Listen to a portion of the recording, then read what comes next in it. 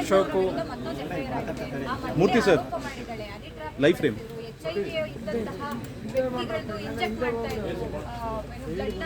ಎಲ್ಲ ಡೀಟೇಲ್ ಅನ್ನ ಆ ಒಂದು FIR ಕಾಪಿಯಲ್ಲಿ ಇರುವಂತಹ ಆ ರೀತಿ ದೂರು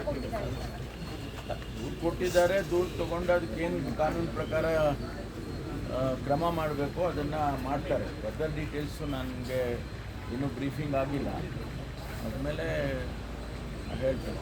ಸರ್, ಒಬ್ಬ ವ್ಯಕ್ತಿ ಅಧಿಕಾರಕ್ಕೆ ಅಥವಾ ಹಣದಾಸೆಗೆ ಈ ರೀತಿಯೆಲ್ಲ ಈ ವ್ಯವಸ್ಥೆಯಲ್ಲಿ ಈ ರೀತಿಯಾಗಿ ಮಾಡಬಹುದಾ ಅನ್ನುವಂತಹ ಸದ್ಯಕ್ಕೆ ಮಾಡಬಹುದು ಅಂತ ಯಾರೂ ಹೇಳೋದಿಲ್ಲ, ಮಾಡಬಹುದು ಅಂತ ಯಾರು ಸರ್ಟಿಫಿಕೇಟ್ ಕೊಡೋಕ್ಕಾಗುತ್ತೆ.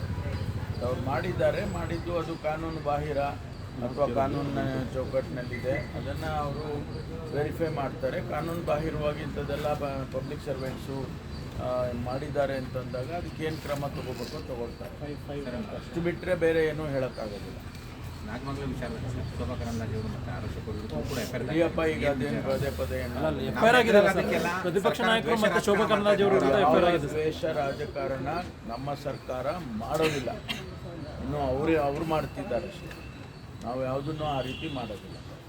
ಅವ್ರು ಹೇಳಿ ಕಾನೂನು ವಿರುದ್ಧವಾಗಿ ಮಾಡಿದ್ದೇವೆ ಅಂತ ಯಾವುದಾದ್ರೂ ಹೇಳಿ, ಆ ರೀತಿ ದ್ವೇಷ ರಾಜಕಾರಣ ಮಾಡೋ ಅವಶ್ಯಕತೆಯೂ ನಮಗಿಲ್ಲ. ಜನ ನಮ್ಮನ್ನು ಆರಿಸಿದ್ದಾರೆ, ಸರ್ಕಾರದಲ್ಲಿ ಕೆಲಸ ಮಾಡಬೇಕು ಅಂತೇಳಿ ನಮ್ಗೆ ಅವಕಾಶ ಕೊಟ್ಟಿದ್ದಾರೆ, ಮಾಡ್ತಾ ಇದ್ದೇವೆ.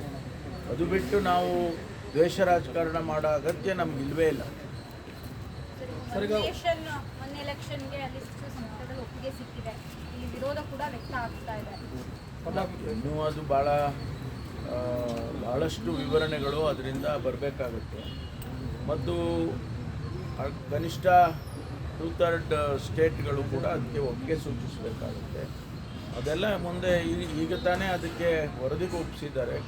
ಗೋವಿಂದ್ ಅವರು ಹೈ ಪವರ್ ಕಮಿಟಿ ಮಾಡಿದ್ರಲ್ಲ, ಅವರು ವರದಿ ಸಲ್ಲಿಸಿದ್ದಾರೆ. ವರದಿನ ಕ್ಯಾಬಿನೆಟ್ ಆಕ್ಸೆಪ್ಟ್ ಮಾಡಿದ್ದಾರೆ. ಮುಂದೆ ಏನು ಡೆವಲಪ್ಮೆಂಟ್ ಆಗುತ್ತೆ ನೋಡೋಣ. ಅದಾದಮೇಲೆ ರಾಜ್ಯಕ್ಕೆ ಬಂದಂಥ ಸಂದರ್ಭದಲ್ಲಿ ಏನು ಅಸೆಂಬ್ಲಿಯಲ್ಲಿ ಚರ್ಚೆ ಆಗಬೇಕಾ ಅಥವಾ ರಾಜ್ಯ ಸರ್ಕಾರದ ಒಪಿನಿಯನ್ ಬೇಕಾ, ಏನು ಪ್ರೊಸೀಜರಲ್ಲಿ ಏನು ನಮ್ಮನ್ನು ಕೇಳ್ತಾರೆ ಅದ್ರ ಮೇಲೆ ಹೋಗುತ್ತೆ. ರಾಜ್ಯಪಾಲರು ಯಾವೆಲ್ಲ ಅಧಿಕಾರಿಗಳ ವಿರುದ್ಧ ಏನು ಪ್ರಾಸಿಕ್ಯೂಷನ್ಗೆ ಅನುಮತಿ ಕೇಳಿದ್ದಾರೆ ಲೋಕಾಯುಕ್ತ, ಅದನ್ನು ಡೀಟೇಲ್ ಕೊಡಿ ಅಂತ ಕೇಳ್ತಿದ್ದಾರೆ. ಕೊಟ್ರ ಮತ್ತು ಇದು ಏನಿದು ಅಂತ ಮತ್ತೆ ಸಂಘರ್ಷ ಜಾಸ್ತಿ ಆಗ್ತಾರೆ. ಅದು ನನಗೆ ಹೆಚ್ಚು ಅದರ ಬಗ್ಗೆ ಮಾಹಿತಿ ಇಲ್ಲ. ದಿನನಿತ್ಯ ಒಂದಲ್ಲ ಒಂದು ರೀತಿಯಲ್ಲಿ ಗವರ್ನರ್ ಅವರಿಗೆ ರೆಪ್ರೆಸೆಂಟೇಷನ್ ಕೊಟ್ಟಾಗ ಅಥವಾ ಕಂಪ್ಲೇಂಟ್ಸ್ಗಳು ಬಂದಾಗ ಅವರು ಸ್ವಾಭಾವಿಕವಾಗಿ ಸರ್ಕಾರವನ್ನು ಕೇಳ್ತಾರೆ, ಸರ್ಕಾರ ಉತ್ತರ ಕೊಡುತ್ತೆ. DC ಅಂತ ಹೇಳಿಗೆ ಹೋಗಿದ್ದಾರೆ ಸರ್ ಬೆಳಿಗ್ಗೆ. ನನಗೆ ಗೊತ್ತಿಲ್ಲ, ನಾನು ಅವರ ಟೂರ್ ಪ್ರೋಗ್ರಾಮನ್ನು ರೆಗ್ಯುಲರಾಗಿ ಒಂದೊಂದು ಸರಿ ಫಾಲೋ ಮಾಡಲ್ಲ. ನಾಯಕರು ಏನಾದ್ರು ಕರ್ಸ್ಕೊತಿದ್ದಾರಾ ಗೊತ್ತಿಲ್ಲಪ್ಪ ನನಗೆ. ಗೊತ್ತಿಲ್ಲದಿರೋದೆಲ್ಲ ಹೇಳೋ ಅಂದ್ರೆ ಹೆಂಗ್ರಿ ಹೇಳೋದು? ಹೋರಾಟಗಳು ರೂಪಿಸೋಕೆ ವಿಚಾರವಾಗಿ ಏನಾದ್ರು ಕರ್ಸ್ಕೊಂಡು ಇರ್ಬೋದೇನು, ಗೊತ್ತಿಲ್ಲ. ಅವರಿಗೆ PCC ಅಧ್ಯಕ್ಷರಿದ್ದಾರೆ, ಹೈಕಮಾಂಡ್ನವರು ಕರೆಸ್ತಾ ಇರ್ತಾರೆ. ಹಾಗಾಗಿ ಏನು ಪ್ರೋಗ್ರಾಮ್ಸ್ಗಳು ಕೊಡಬೇಕು, ನ್ಯಾಷನಲ್ ಲೆವೆಲ್ನಲ್ಲಿ ಏನಾಗುತ್ತೆ ಅದೇ ಪ್ರೋಗ್ರಾಮ್ ಸ್ಟೇಟಲ್ಲಿ ಮಾಡಬೇಕು ಅಂತೇಳಿ ಕರಿತಾ ಇರ್ತಾರೆ. ನಾನು ಅಧ್ಯಕ್ಷ ಇದ್ದಾಗ ನನಗೂ ಕರೆದು ಸೂಚನೆ ಕೊಡೋರು, ಈ ರೀತಿ ಪ್ರೋಗ್ರಾಮ್ ಮಾಡಿ ಅಂತ ಹೇಳೋರು, ಅದೆಲ್ಲ ಇರುತ್ತೆ. ಸಂಘಟನೆ ದೃಷ್ಟಿಯಿಂದ ಅದೆಲ್ಲ ನಡೀತಾ ಇರುತ್ತೆ. ಕುಲಪತಿ ಉಪಕುಲಪತಿ ನೇಮಕದಲ್ಲಿ ರಾಜ್ಯಪಾಲರ ಪವರ್ ಕಟ್ ಮಾಡೋದಕ್ಕೆ ರಾಜ್ಯ ಸರ್ಕಾರ ಕೊಟ್ಟಿದೆಯಾ ಸರ್? ನೋಡಿ, ಇದು ಈಗಾಗಲೇ ಅನೇಕ ರಾಜ್ಯಗಳಲ್ಲಿ ರಾಜ್ಯಪಾಲರ ರೋಲ್ ಏನು ಅನ್ನೋದನ್ನು ಅವರು ಡಿಫೈನ್ ಮಾಡಿದ್ದಾರೆ, ಕೆಲವರು ಬದಲಾವಣೆ ಮಾಡಿದ್ದಾರೆ.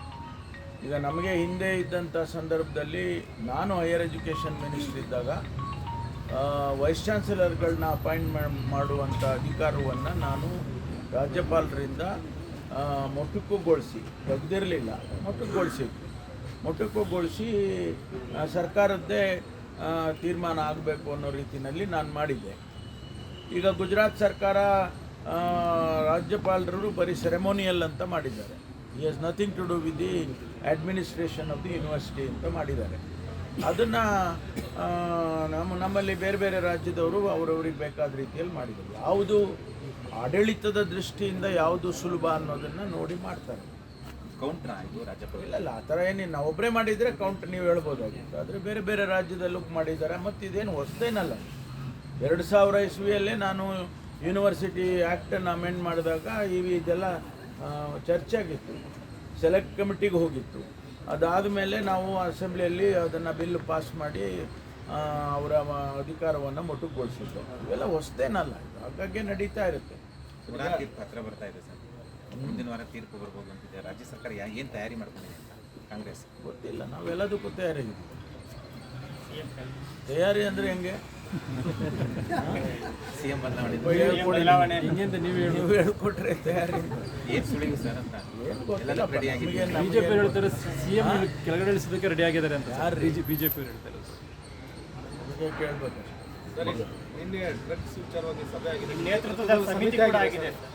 ಯಾವ ರೀತಿ ಏನಾಗಿದೆ ಅಂತ ಹೇಳಿದರೆ, ನಾವು ನಮ್ಮ ಸರ್ಕಾರ ಬಂದ ಶುರುವಿನಿಂದನೂ ಕೂಡ ಈ ಡ್ರಗ್ಸ್ ಮಾಫಿಯಾ ಬಗ್ಗೆ ಹಿಂದೆನೂ ಕೂಡ 2013-18ರಲ್ಲಿ ಕೂಡ ಮಾಡಿದ್ದೇವೆ. ಪಂಜಾಬ್ನಲ್ಲಿ ತುಂಬ ಜಾಸ್ತಿ ಡ್ರಗ್ಸ್ ಹಾವಳಿ ಆಯಿತು ಅಂತೇಳಿ ನಮ್ಮ ರಾಜ್ಯದಲ್ಲಿ ಆ ರೀತಿ ಆಗಬಾರ್ದು ಅಂತ ಅವಾಗಲಿಂದನೂ ನಾವು ಅದನ್ನು ಹತ್ತಿಕ್ಕೋದಕ್ಕೆ ಅನೇಕ ಸ್ಟೆಪ್ಸು ತೊಗೊಂಡಿದ್ದೇವೆ. ಈಗ ಕಳೆದ ಒಂದೂವರೆ ವರ್ಷದಿಂದಲೂ ಕೂಡ ಒಂದು ವಾರನೇ ಡಿಕ್ಲೇರ್ ಮಾಡಿದ್ವಿ. ನೂರಾರು ಕೋಟಿ ರೂಪಾಯಿ ಡ್ರಗ್ಸನ್ನು ಕಾನ್ಫಿಸ್ಕೇಟ್ ಮಾಡಿ ಅವ್ರ ಮೇಲೆ ಯಾರ್ಯಾರು ಅವ್ರನ್ನ ಸಪ್ಲೈ ಮಾಡ್ತಾಯಿದ್ರು, ಪೆಡಲ್ ಮಾಡ್ತಾಯಿದ್ರು, ಅವ್ರನ್ನೆಲ್ಲ ಕೇಸ್ ಬುಕ್ ಮಾಡಿ ಸುಮಾರು 8,000ಕ್ಕೂ ಹೆಚ್ಚು ಜನರಿಗೆ ಕನ್ವಿಕ್ಷನ್ ಆಗಿದೆ ಕಳೆದ 1 ವರ್ಷ 4 ತಿಂಗಳಲ್ಲಿ. ಅದನ್ನೆಲ್ಲ ನಾವು ಭಾಳ ಸೀರಿಯಸ್ ಆಗಿ ತೊಗೊಂಡಿದ್ದೀವಿ. ಆದರೆ ಇತ್ತೀಚೆಗೆ ಅಲ್ಲಲ್ಲೇ ಕೆಲವು ಹಾಸ್ಟೆಲ್ಗಳಲ್ಲಿ ಮತ್ತು ಕಾಲೇಜ್ಗಳಲ್ಲಿ ನಡೀತಾ ಇದೆ ಇನ್ನೂ ಕೂಡ ಅಂಥೇಳಿ ಮಾಧ್ಯಮದಲ್ಲಿ ನೀವೇ ಪಬ್ಲಿಷ್ ಮಾಡಿದ್ವಿ. ಅದನ್ನು ನಾವು ಇನ್ನೂ ಹೆಚ್ಚು ಸೀರಿಯಸ್ ಆಗಿ ತೊಗೋಬೇಕು ಅಂತೇಳಿ ಮುಖ್ಯಮಂತ್ರಿಗಳು ಒಂದು ಸಭೆ ಕರೆದು ನಿನ್ನೆ ಒಂದು ಟಾಸ್ಕ್ ಫೋರ್ಸನ್ನು ಮಾಡಿದ್ದಾರೆ.